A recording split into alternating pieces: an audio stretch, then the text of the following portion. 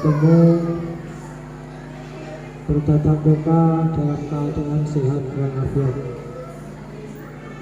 Mudah-mudahan kita tetap diberikan kesehatan oleh Allah, diberikan kekuatan sehingga kita bisa menjalani aktivitas kita sehari-hari dengan sempurna.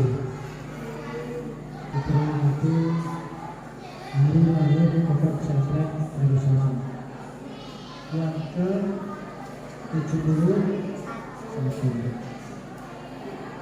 Jadi usianya Pondok Pesantren Darussalam ini sudah 71 sudah 71 berarti melahirkan tahun berapa? Tahun 19. Di usianya yang 71 ini mudah-mudahan pondok pesantren kita ini diberikan keberkahan oleh Allah. Mudah-mudahan semua santrinya mendapatkan ilmu yang banyak, yang manfaat, yang barokah, ya. Pondok pesantren ini berbeda dengan pendidikan yang ada di luar, ya. Kalau di pesantren itu yang pertama diajarkan akhlakul karimah. Seperti dalam konsep Islam bahwa Kanjeng Nabi diutus ke alam dunia ini untuk menyempurnakan akhlak yang mulia. Innama bu'istu liutammima makarimal akhlak. Aku ini diutus hanya untuk menyempurnakan akhlak yang sempurna. Karena apa? Di Mekah waktu itu sebelum diutusnya Kanjeng Nabi itu orang-orang tidak mengenal Allah, tidak mengenal Tuhan. Mereka menyembah berhala, menyembah kayu, menyembah batu, dan seterusnya. Mereka tidak tahu Tuhan, tidak tahu Allah. Akhirnya Allah mengutus Kanjeng Nabi Sallallahu Alaihi Wasallam ke Mekah untuk memperkenalkan Allah Subhanahu wa Ta'ala supaya mereka tidak tersesat. Makanya Nabi itu membawa cahaya Islam, nurul Islam, membawa cahaya Islam. Zaman sebelum Kanjeng Nabi dinamakan zaman jahiliyah atau zaman dzulumat, zaman kegelapan. Apa orangnya jahil, bodoh orangnya? Tidak, orangnya pinter-pinter, tapi tidak mengenal Tuhan. Mereka hanya mengikuti akalnya saja. Yang dipinterkan, yang dicerdaskan hanya akalnya saja. Mereka pinter membuat syair, pinter membuat kalimat-kalimat yang bagus-bagus. Mereka hanya mengikuti akalnya saja. Ka'bah itu dibangun Nabi Ibrahim. Nabi Ibrahim adalah Nabi yang membangun Ka'bah. Nabi Ibrahim dan putranya Nabi Ismail membangun Ka'bah. Setelah itu mensyariatkan tawaf. Tawaf tahu ya? Tawaf itu mengitari Ka'bah berlawanan dengan arah jam. Kalau jam ke kanan itu ke kiri, ya. Sebanyak 7 kali. Dimulai dari Hajar Aswad. Ini tawaf. 1, 2, 3, 4, 5, 6, 7. Orang-orang jahiliyah itu ketika tawaf tidak seperti yang disyariatkan Kanjeng Nabi Ibrahim. Karena sudah jauh masanya dengan Nabi Ibrahim, mereka tawaf dengan menggunakan akalnya sendiri. Bagaimana? Mereka berpikiran logis. Kalau orang itu dulu lahir telanjang, gak pakai baju, bayi kan lahir tidak pakai baju, ya. Ada bayi yang pakai baju lahirnya? Nggak ada. Apalagi bawa tas, nggak ada ya. Bayi lahirnya telanjang. Berarti kalau tawaf menghadap Allah itu harus telanjang. Makanya mereka tawaf itu dengan telanjang. Zaman sebelum kanjeng Nabi. Tawaf telanjang. Ini zaman jahiliyah. Mereka menggunakan akal saja, tidak mengikuti syariat Nabi Ibrahim. Maka harus diutuslah kanjeng Nabi untuk meluruskan semua itu, untuk mengenalkan Allah di masyarakat Mekah. Maka kanjeng Nabi berdakwah di Mekah dari kecil, dari rumah ke rumah dan lain sebagainya, dan terusnya kemudian sampai Islam dikenal. Makanya kanjeng Nabi itu perjuangannya luar biasa. Ketika di Mekah dimusuhi, mau berangkat ke Ka'bah, ke Masjidil Haram, dilempari teledong. Tahu teledong?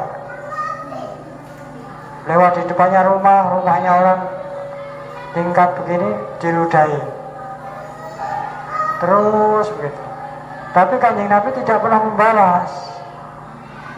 Ya, tidak pernah membalas karena kanjeng Nabi mengedepankan akhlakul karimah. Setiap pagi itu diludahi dari atas rumahnya orang, dari loteng. Setiap pagi mau sholat subuh ke masjid diludahi. Besoknya diludahi lagi. Besoknya diludahi terus, setiap hari diludahi. Ludah, tapi yang ludah itu, ludah masih pagi itu. Ludah pagi sama siang nggak sama, ya. Zaman kalau bangun tidur pagi ludahnya baunya gimana? Baunya kan lumayan ya. Kalau sudah agak siang udah sikatan, udah makan enak kan, baunya ludahnya kan ya nggak begitu menyengat. Ini pagi, Rasulullah diludahin pagi-pagi. Diludahin. Suatu hari Rasulullah pagi ke masjid, ke Ka'bah, Masjidil Haram. Terus kok nggak ada yang ngeludahin? Rasulullah berpikir, ini siapa ini? Orang di rumah sini yang bisa ngeludahin saya ini. Kok sekarang nggak ada ini? Kok sekarang nggak ada? Setelah pulang dari masjid, Rasulullah tanya sama orang-orang di sekitar, ini yang rumahnya sini ini siapa? Tapi Rasulullah nggak mengatakan, ini rumahnya siapa ini? Setiap hari ngeludahin saya, sekarang kok nggak ada, kemana ini? Nggak ngomong begitu Rasulullah. Tapi cuma nyari, ini rumahnya siapa, kok nggak ada? Orangnya di mana? Habis itu sama sahabatnya, kanjeng Nabi diberitahu, oh itu namanya Fulan, itu rumahnya situ, orangnya sekarang sedang sakit. Begitu tahu orangnya sakit, langsung kanjeng Nabi ngambil buah di rumah beliau, langsung menuju ke tempat orang itu tadi. Orang yang ngeludahin itu tadi, yang setiap hari ngeludahin itu, dijenguk sama kanjeng Nabi karena sakit. Dijenguk. Habis itu dijenguk, orangnya kaget, wah ini Muhammad datang ini. Ini pasti mau membalas dalam keadaan saya lemah. Setiap hari saya sakiti ini Muhammad ini. Nah sekarang ketika aku lemah dia datang mau membalas ini pasti. Tapi ternyata kanjeng Nabi datang untuk menengok orang tersebut dan mendoakan supaya cepat sembuh. Begitu orang itu tahu akhlaknya kanjeng Nabi, tahu budi pekertinya kanjeng Nabi, yang tidak membalas kejelekan orang itu tadi, maka orang itu langsung mengatakan, asyhadu annaka la rasulullah. Aku bersaksi bahwa engkau ini utusan Allah. Jadi kanjeng Nabi itu akhlakul karimah, punya akhlak yang bagus, punya akhlak yang terpuji. Makanya di pondok pesantren Yang pertama diajarkan adalah akhlak.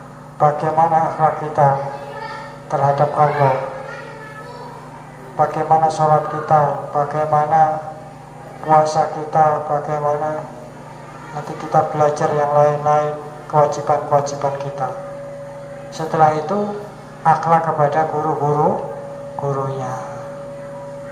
Nanti ketika pulang ke rumah, akhlak kepada orang tuanya. Ketika di sekolah, akhlak kepada gurunya yang di SD, kepada teman-temannya. Maka yang dikedepankan akhlakul karimah. Ini bedanya di pondok sama di rumah, ya. Makanya di pondok itu suruh jamaah, suruh ngaji, apa-apa bareng-bareng bersama-sama, ya. Kalau punya makanan jangan dimakan sendiri, namanya pelit itu, ya. Dimakan bareng-bareng, nanti kalau ada temannya dapat juga kita dapat. Kalau kita punya kita kasih temannya, ya. Bareng-bareng itu namanya akhlakul karimah. Nah ini tidak ada di luar sana. Pendidikan di luar pondok pesantren. Makanya kita harus bersyukur kita ini berada di pondok pesantren.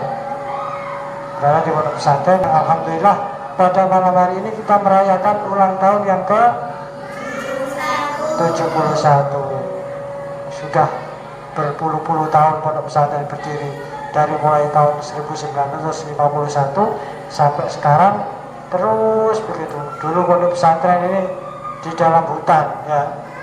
Dulu ini hutan ini, pinggirnya kali, dari Gendang ke sini belum ada jalan, lewat tengah sawah. Nah, harus jalan kaki, nggak ada telepon, nggak ada SMS, nggak ada WA. Yang mondok dari Sumatera, dari Kalimantan, dari Bali, semondok yang langsung mondok. Nanti tahu-tahu 6 bulan kemudian atau setahun kemudian ketika liburan. Sekarang enak sudah, telepon boleh pada waktunya, dijenguk boleh pada waktunya. Ternyata sekarang enak. Nah dulu pondok pesantren di dalam hutan. Kalau malam itu banyak ngelemparin beruang orang-orang PKI tahun 65, pondok ini dilempar PKI, dilempar bata, dilempar batu, dilempar kayu dan seterusnya. Sekarang tinggal enak, ya, enak, terang ini. Zaman Nabi masih kecil dulu lampu ini belum ada. Jam 12 malam mati lampunya sampai pagi.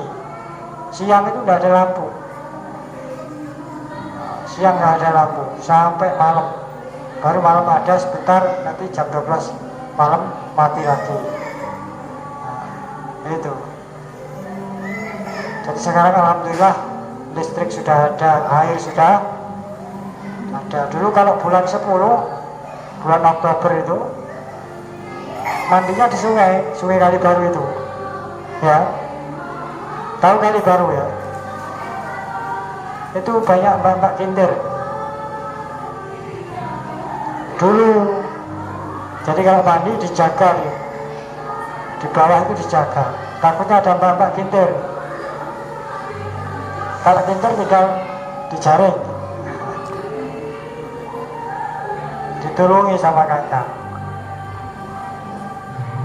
Nah, kinder ditulungi. Dulu bulan 10 kan sepai, ya. Sampai sekarang kalau bulan 10 sepai. Makanya habis dulu lahirnya bulan 10, jadi pas sepai, pas sulit air. Jadi akhirnya nyucinya ke sungai Kali Baru sana.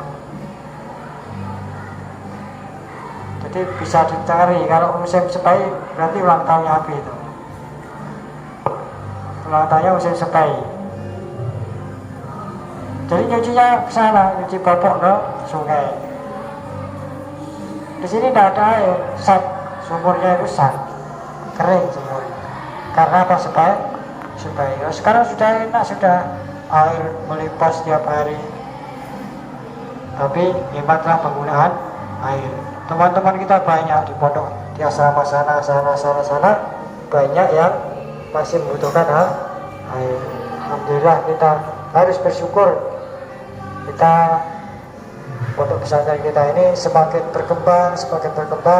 Alhamdulillah, dan mudah-mudahan menjadi pondok pesantren yang penuh berkah. Santri-santrinya, alumni-alumninya bisa bermanfaat di masyarakat, bisa mendapatkan barokah dari ilmunya semuanya. Dulu Mbak Yai mendoakan, Mbak Yai pendiri ini, abahnya Abi itu mendoakan mudah-mudahan santrinya jadi santri yang manfaat dan barokah.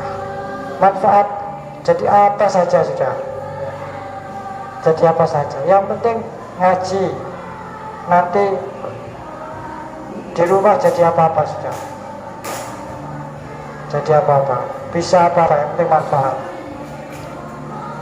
Karena sebaik-baik manusia adalah yang bermanfaat bagi orang lain. Khairun nasi anfa'uhum linnas. Mudah-mudahan malam ini kita tambah panjatkan doa, mudah-mudahan Allah memberikan yang terbaik bagi pondok pesantren kita ini, bagi santri-santrinya, bagi keluarga besarnya, bagi masyarakat, dan juga bagi nusa dan bangsa Indonesia ini.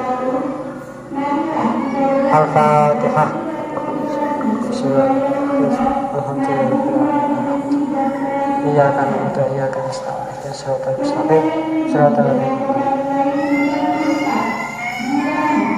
Assalamualaikum warahmatullahi wabarakatuh.